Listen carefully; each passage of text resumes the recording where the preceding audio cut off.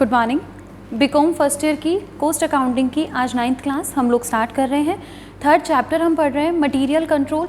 इस चैप्टर में हमने EOQ, ordering cost, carrying cost, total inventory cost find out करना सीखा। उसके अलावा हमने डिफरेंट स्टॉक लेवल्स भी सीखे। उसके अलावा हमने स्टोर लेजर अकाउंट बनाना भी सीखा डिफरेंट मेथड से। ओके, इस चैप्टर की जो टोटल क्वेश्चंस है उसमें से 14 तक के हमारे कंप्लीट है, या तो मैंने किए हैं या फिर आपको होमवर्क में दिए हैं। अब हम 15th क्वेश्चन से आज स्टार्ट करते हैं। देखिए क्वेश्चन नंबर 15 हमारी बुक के अंदर गिवन है। पेज नंबर 3.81 पर हमारा क्वेश्चन नंबर 15 गिवन है कि एक लकड़ी के व्यापारी ने 1 अक्टूबर 2015 को 12,000 घन फुट लकड़ी ₹10 प्रति घन फुट की दर पर खरीदे हैं।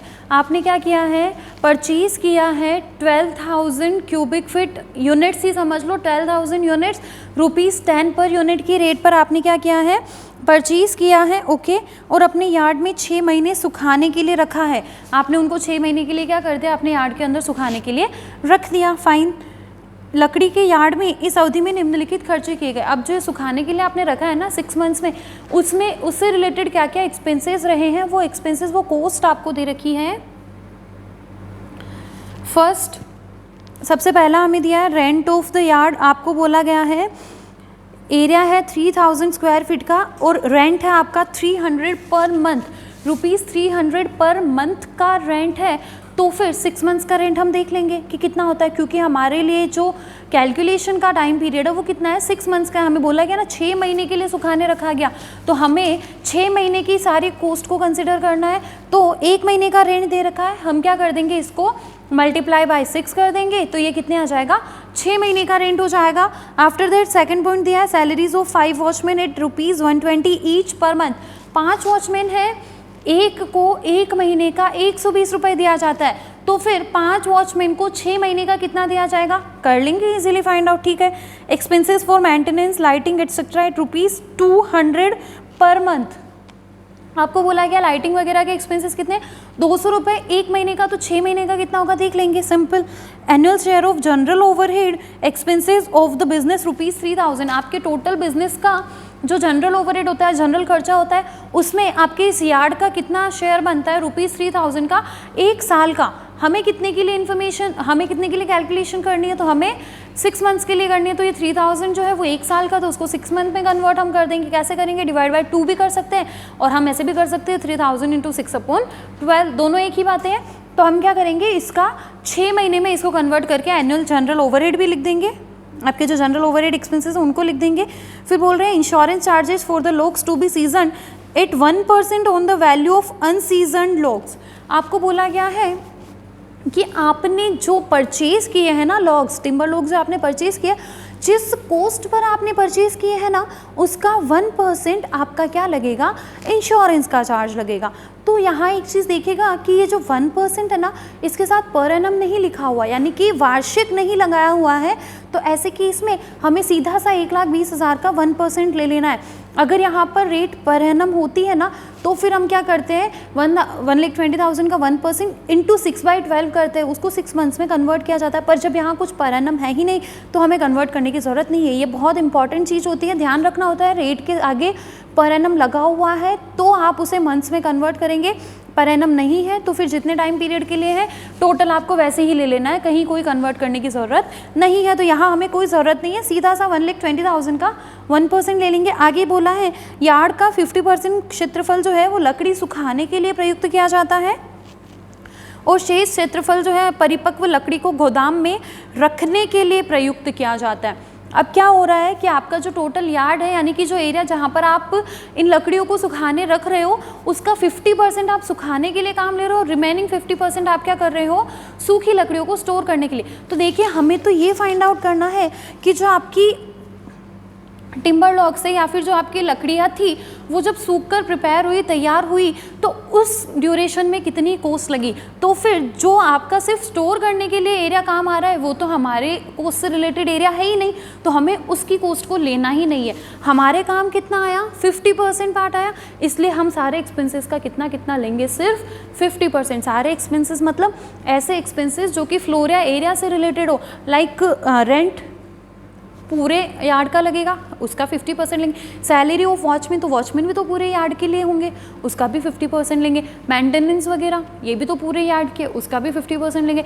सैलरी हो गया, सैलरी ऑफ वॉचमैन। उसके बाद जनरल ओवरहेड, वो भी तो पूरे यार्ड के लिए आया है ना, उसका भी 50% लेंगे। इंश्योरेंस, देन नो, क्यों? इंश्योरेंस सिर्फ इन्हीं लॉग्स का है, क्लियर बोला गया है ना, इन्हीं लॉग्स के लिए इंश्योरेंस है 1% ऑफ कॉस्ट, तो इंश्योरेंस को कहीं हम 50% नहीं लेंगे। ओके, आगे आपको बोल रहे हैं परिपक्वता के कारण लकड़ी के आयतन में क्षय 10%।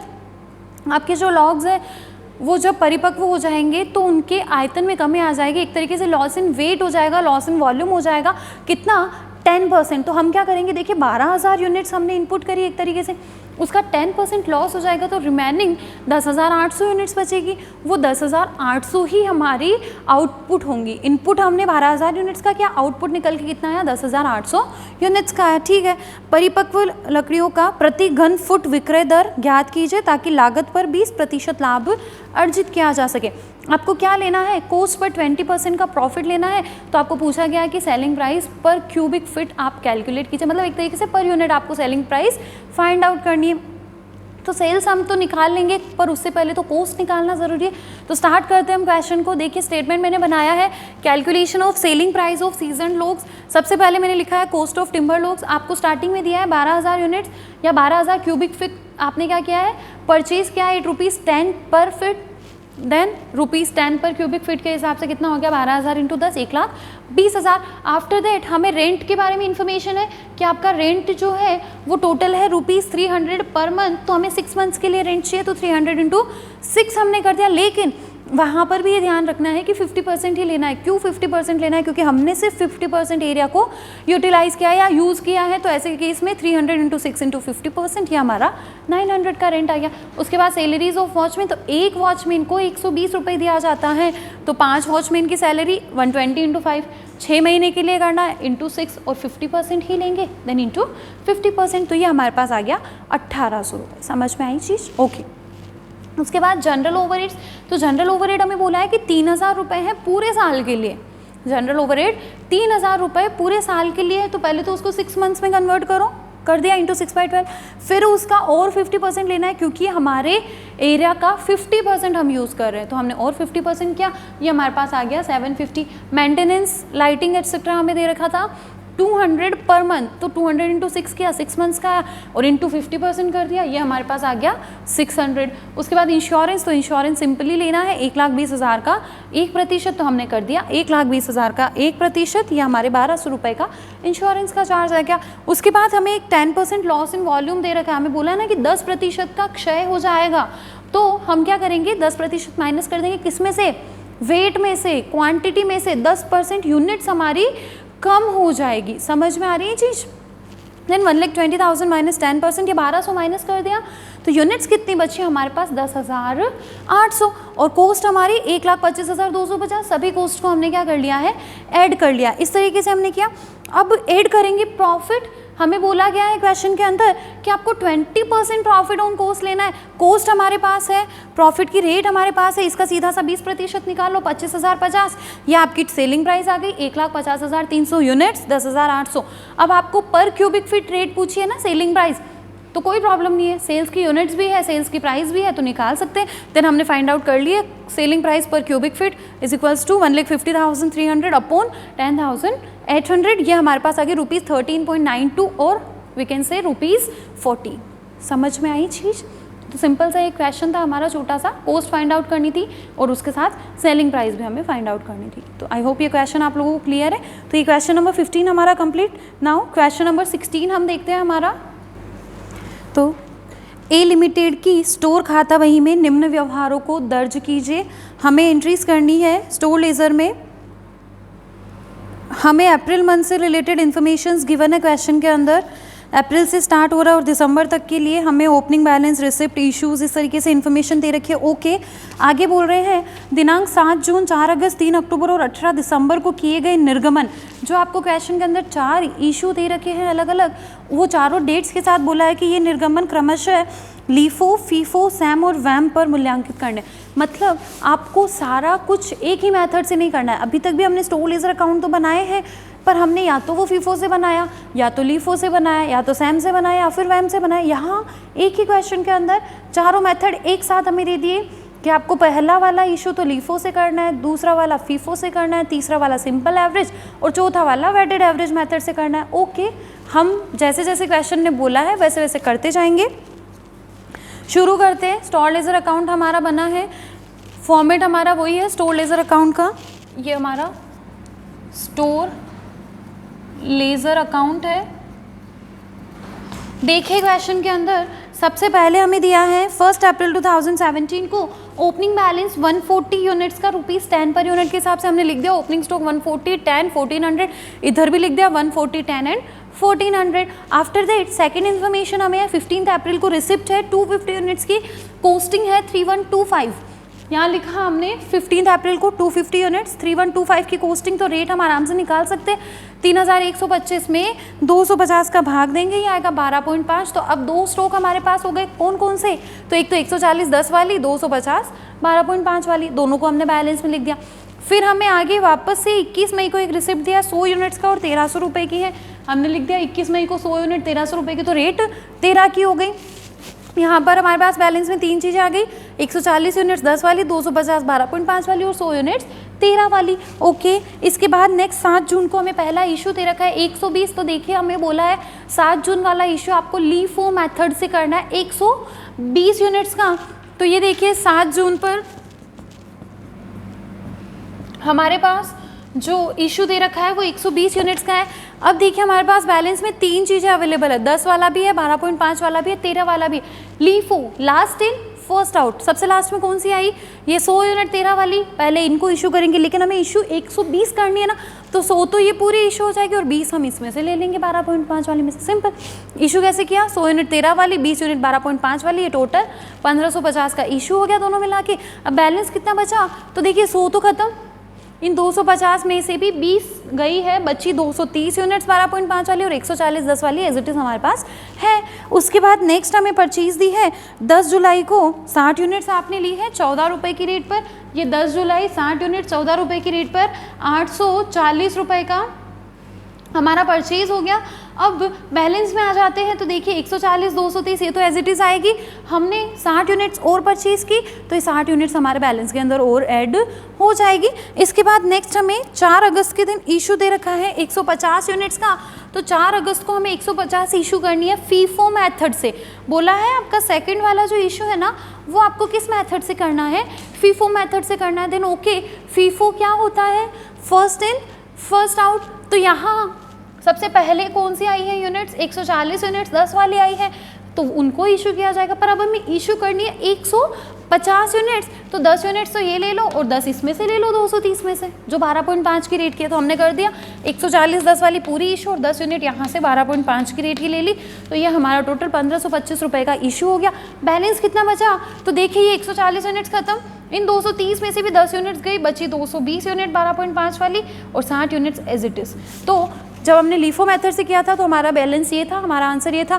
फीफो मेथड से जब हमने इशू किया उसके बाद हमारे स्टॉक में बैलेंस इतना था। अब आ जाते हैं नेक्स्ट 7 सितंबर को एक परचेज दे रखी है हमें 75 यूनिट्स और उसकी कोस्ट दे रखी है 937.5। देन हमने 7 सितंबर को एंट्री कर दी 75 937.5 और जब हमने रेट निकाली तो ये रेट आई है 12.5। रेट निकालना तो आ गया ना, 937.5 डिवाइड कर देंगे उसको 75 से, ये आ गया 12.5। बैलेंस में आ जाते हैं तो ये दोनों तो है और उसके साथ एक और ऐड हो जाएगा 75 12.5 की रेट पर 937.5 रुपीज़।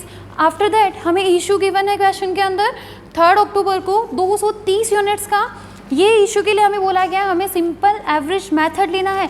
और सिंपल एवरेज मेथड का मतलब क्या होता है कि जिस डेट पर इशू किया जा रहा है उस डेट पर आपके पास जिन जिन रेट के गुड्स अवेलेबल है उन रेट्स का एवरेज ले लीजिए। सिंपल एवरेज 3 रेट है तो डिवाइड बाय 3 करिए, 4 रेट है डिवाइड बाय 4 कर दीजिए। इस तरीके से हमें करना है।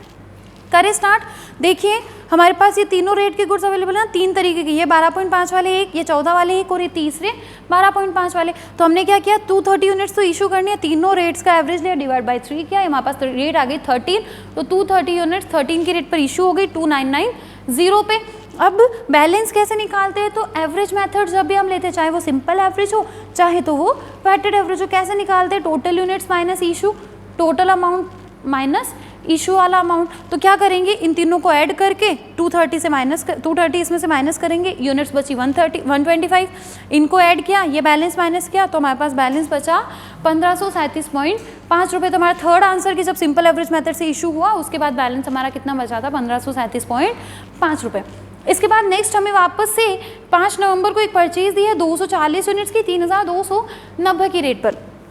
5 नवंबर 240 यूनिट्स 3290 की रेट पर। कॉस्ट हमने इसकी निकाल ली तो ये आ गई 13.708। बैलेंस में लिख देंगे तो बैलेंस क्योंकि एवरेज मेथड चल रहा है तो 125 प्लस 240 और इधर 1537.5 में 3290 ऐड करेंगे तो ये आ गया 4827.5। इस तरीके से हमने बैलेंस लिखा। अब लास्ट हमें एक इशू दे रखा है दिसंबर 18 को, इशू ऑफ 120 यूनिट, और हमें बोला वेटेड एवरेज मेथड। तो वेटेड एवरेज मेथड का मतलब क्या होता है, वेटेड एवरेज लेना है, बैलेंस का टोटल डिवाइडेड बाय क्वांटिटी का total, means total balance upon total quantity. तो हमारे पास यहाँ पर 4827.5 का बैलेंस है और क्वांटिटी 365 है, डिवाइड कर लो, हमारे वेटेड एवरेज की रेट कितनी आ गई, मतलब वेटेड एवरेज रेट कितनी आ गई 13.226। तो ये हमारा जो नेक्स्ट इशू है ना वो किस रेट पर होगा, 13.226 की रेट पर। तो फाइनल जो हमारा 18 दिसंबर 2017 का इशू है वो 120 यूनिट 13.226 की रेट पर हो जाएगा 1587.12, और बैलेंस कितना बचेगा तो 365 माइनस 120 एंड 4827.5 माइनस 1587.12। तो हमारे पास बैलेंस बचता है 3240.38। इस तरीके से हम अपना क्वेश्चन सॉल्व करेंगे। समझ में आ गया? तो बिल्कुल सिंपल सा क्वेश्चन था, चारों मेथड्स एक साथ थे, पर कहीं कोई प्रॉब्लम नहीं आती है अगर हमें अच्छे से पता है कि हमें किस तरीके से सॉल्व करना है। LIFO last in first out, FIFO first in first out, SAM simple average method, जो रेट्स हैं उनका सिंपल सा एवरेज ले लो, WAM weighted average, total balance divided by total quantity, ये आपके पास रेट आती है, उस रेट पर इशू किया जाता है। तो इस तरीके से ये क्वेश्चन हमने इजीली सॉल्व कर दिया है। अब हमारे चैप्टर का लास्ट बचता है क्वेश्चन नंबर 17। इसके साथ ये चैप्टर भी हमारा खत्म। क्वेश्चन नंबर 17 है हमारा, सुरेश पाइप लिमिटेड्स 75,000 वॉल्ट्स का उपयोग करती है और प्रतिमाह 6,250 का उपयोग स्थिर है। यहाँ पर आपको बोला गया है पूरे साल भर में 75,000 यूनिट्स यूज़ में आती है। इंग्लिश के अंदर लिखा गया है usages about 75,000 volts per year, Hindi में प्रतिवर्ष नहीं लिखा हुआ है तो इट्स ओके। ये हमारे 75,000 यूनिट्स पर एनम कंज्यूम होती है, तो ये हमारा एनुअल कंजम्पशन ए है 75,000 यूनिट्स। और यहाँ पर मंथली कंजम्पशन भी अलग से दिया हुआ कि 6250 यूनिट्स का मंथली कंजम्पशन भी बिल्कुल फिक्स्ड है। पर मंथ आप 6250 यूनिट्स का ही कंजम्पशन करते हैं। और अगर ऐसा देखा जाए तो 6250 इंटू यदि हम 12 भी करें तो भी ये आता है 75,000 यूनिट्स। तो दोनों तरीके से ये बिल्कुल सेम ही है, नो प्रॉब्लम, ओके। उसके बाद नेक्स्ट हमें दे रहा है कि जब मात्रा में क्रय किए जाते हैं तो ऐसी कंडीशन में वाल्वों की लागत जो है वो प्रति इकाई 1.5 रुपये है, यानी कि आपको परचेज प्राइस दे रखी है ₹1.5 पर यूनिट, और साथ में आपको दिया है कैरिंग कॉस्ट के बारे में इंफॉर्मेशन है कि ये है 20%। कितना है 20%। तो 1.5 जो हमारी परचेज प्राइस है उसका 20% हमारा कैरिंग कॉस्ट हो जाएगी। साथ में आपको आदेश देने संबंधी लागतें दे रखी है ₹18 पर ऑर्डर, यानी कि हमारी ऑर्डरिंग कॉस्ट पर ऑर्डर हमें दे रखी है ₹18, ओके ठीक है। इसके बाद आगे हमें इंफॉर्मेशन है कि आदेश देने की तिथि से सुपुर्दगी लेने में 45 दिन का समय लगता है। आदेश देने की तिथि से सुपुर्दगी लेने में 45 दिन का समय लगता है। ये है वेटिंग पीरियड, प्रतीक्षा अवधि, और इसको हम कहते हैं लीड टाइम। क्या कहा जाता है इसको, लीड टाइम। तो लीड टाइम हमें क्वेश्चन के अंदर गिवन है 45 डेज का, ओके। उसके बाद आगे हमें क्वेश्चन में बोला हुआ है 3200 यूनिट्स का आपका सेफ्टी स्टॉक भी रहता है, ओके। तो जो जो इन्फॉर्मेशन क्वेश्चन में हमें गिवन है उन सब इन्फॉर्मेशन को हमने यहाँ पर लिख दिया है। देखिए हमने एनुअल कंजम्पशन लिख दिया, मंथली कंजम्पशन लिख दिया, ओथ लिख दिया, purchase cost, carrying cost, safety stock, हाँ, और एक हमें लीड टाइम भी दे रखा है क्वेश्चन के अंदर 45 डेज। तो ये हमने लीड टाइम को भी यहाँ पर लिख दिया। अब इसके बाद क्या क्वेश्चन के अंदर हमें फाइंड आउट करने को बोला है, देखते हैं। सबसे पहले हमें बोल रहे हैं सर्वाधिक आर्थिक आदेश मात्रा, means the most economic order quantity, मतलब हमें EOQ फाइंड आउट करना है। EOQ फाइंड आउट करना सीखा हुआ है ना हमने, रूट ऑफ 2AO अपॉन सी हमने फाइंड आउट कर लिया है, 1.5 का 20%, 0.3 पर यूनिट, सिंपल सा है। 2AO अपॉन सी, 2 इंटू ए हमारा 75,000, ओ हमारा 18 अपॉन 0.3, इसका रूट हमने निकाला, तो ये हमारे पास EOQ आ गया 3000 यूनिट। सेकेंड हमें बोला है फ्रीक्वेंसी ऑफ ऑर्डर्स, यानी कि आदेशों की बारंबारता, मतलब कितनी बार आप आदेश दोगे एक साल में। तो जब हमने इस चैप्टर की स्टार्टिंग पढ़ी थी तब मैंने आप लोगों को फाइंड आउट करना सिखाया था number of orders in a year. तो हमने कैसे निकाला था, A अपॉन EOQ, कि आपको साल भर में इतनी यूनिट्स की ज़रूरत है, एक बार में आप अगर इतनी यूनिट्स ऑर्डर करते हो तो आपको साल भर में कितनी बार ऑर्डर देना पड़ेगा। देन A अपॉन EOQ हमने किया, हमारे पास आ गया 25 ऑर्डर्स, मीन्स आप अगर 3000 यूनिट्स एक बार में मंगवाते हो तो साल भर में आप 25 ऑर्डर्स देने पड़ेंगे, आपका जो रिक्वायरमेंट है वो पूरा हो जाएगा। आफ्टर दैट सेकेंड पॉइंट में हमें पूछा है order point. Order point means वो पॉइंट जहाँ पे आप ऑर्डर देते हैं। तो हमने एक डेफिनेशन पढ़ी थी रीऑर्डर लेवल की, पुनः आदेश स्तर, तो वो ऐसा ही तो पॉइंट था जहाँ पर गुड्स पहुँचते ही, जहाँ पर हमारे मटेरियल की यूनिट्स पहुँचते से ही हम वापस से नया ऑर्डर देने की प्रोसेसिंग स्टार्ट कर देते, तो वही हमारा ऑर्डर पॉइंट, वही हमारा रीऑर्डर लेवल। तो अब रीऑर्डर लेवल हमें फाइंड आउट करना है। उसके जो फॉर्मूलाज हमने पढ़े, एक फॉर्मूला हमने पढ़ा है maximum consumption into maximum reorder period. तो क्वेश्चन में हमारे पास ऐसी तो कोई भी इंफॉर्मेशन गिवन है ही नहीं। दूसरा फॉर्मूला एक हमने पढ़ा था, A divided by number of days in a year, multiply करते थे उसको हम लीड टाइम से, और अगर सेफ्टी स्टॉक होता है तो उसको ऐड कर देते। तो हाँ, ऐसे कुछ इन्फॉर्मेशन है हमारे पास, सेफ्टी स्टॉक भी है, लीड टाइम भी है, A भी है, but number of days in a year क्या किया जाए। देखिए, जब हम A upon number of days in a year करते तो हमारे पास क्या आती है, डेली कंजम्पशन की रेट आ जाती है कि आप एक दिन में कितना कंजम्पशन कर लेते हो। सीधी सी बात है ना, मैं कह रही हूँ कि साल भर में मैं अगर 500 यूनिट्स का कंजम्पशन करती हूँ तो मैं उसको अगर 365 से डिवाइड करूँ तो क्या आएगा मेरे पास कि एक दिन में कितना कंजम्पशन होता है। मतलब हमें चाहिए क्या, ओवरऑल डेली कंजम्पशन। तो क्या किसी और मेथड से हम डेली कंजम्पशन फाइंड आउट कर सकते हैं क्या, कर सकते हैं क्या? तो yes we can. Why and how? तो देखिए, मंथली कंजम्पशन हमें दे रखा है 6250 यूनिट्स, और ये बिल्कुल फिक्स्ड है, ये भी बोला हुआ है साथ में।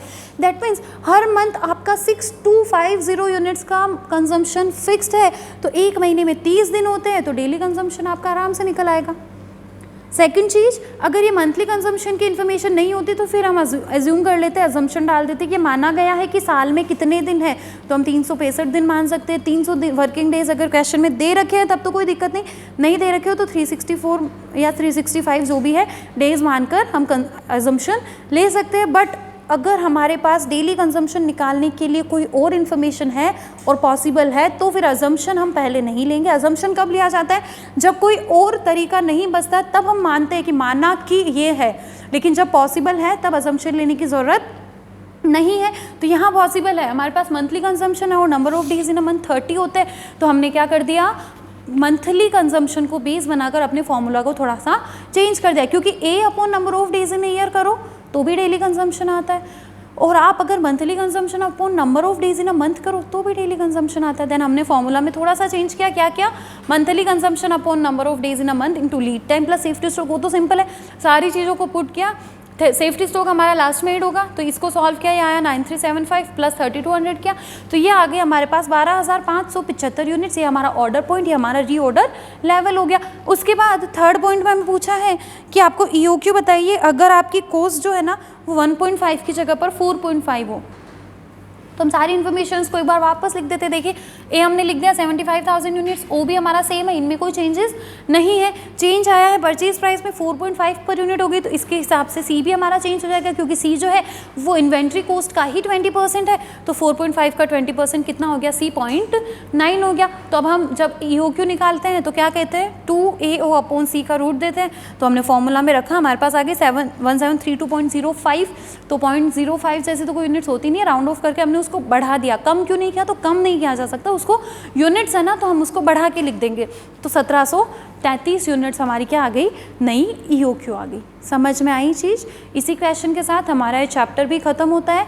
इस चैप्टर के जो रिमेनिंग क्वेश्चंस है मैंने आपको होमवर्क दिया है, होप वो आप लोगों ने कर लिए होंगे, और अगर अभी तक नहीं किए हैं तो आप उनको कंप्लीट करिए।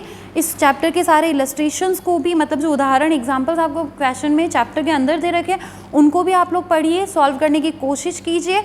अब नेक्स्ट क्लास से हम लोग नया चैप्टर, हमारा चैप्टर नंबर 4 स्टार्ट करेंगे, लेबर कंट्रोल। फर्स्ट जो हमारा है, देखिए तीन एलिमेंट्स हमारे पास कॉस्ट के होते हैं ना, मटेरियल, लेबर एंड ओवरहेड। तो उसमें से मटेरियल से रिलेटेड चैप्टर हम पढ़ चुके हैं, मटेरियल कंट्रोल। अब हम लेबर से रिलेटेड चैप्टर्स पढ़ेंगे। लेबर आपका 2 चैप्टर्स में है, 4th और 5th, labour control 1st and 2nd। तो अब हम पहले लेबर को पढ़ेंगे, उसके बाद हम हमारा 6th और 7th चैप्टर पढ़ेंगे जो कि ओवरहेड से रिलेटेड है। तो इस तरीके से हम तीनों एलिमेंट्स ऑफ कॉस्ट पढ़ेंगे। उसके बाद हम डिफरेंट टाइप्स ऑफ कॉस्टिंग पढ़ेंगे। स्टार्टिंग में हमने बताया था ना बहुत सारी कॉस्टिंग के तरीके, job costing, batch costing, contract costing, unit costing, process costing, तो कॉन्ट्रैक्ट कॉस्टिंग। तो इन सब चीज़ों को हम पढ़ेंगे आगे। उससे पहले हमारे एलिमेंट्स ऑफ कॉस्ट को हम कंप्लीट करेंगे। तो फर्स्ट एलिमेंट हमारा कंप्लीट है, मटेरियल से रिलेटेड चैप्टर जो हमारा था।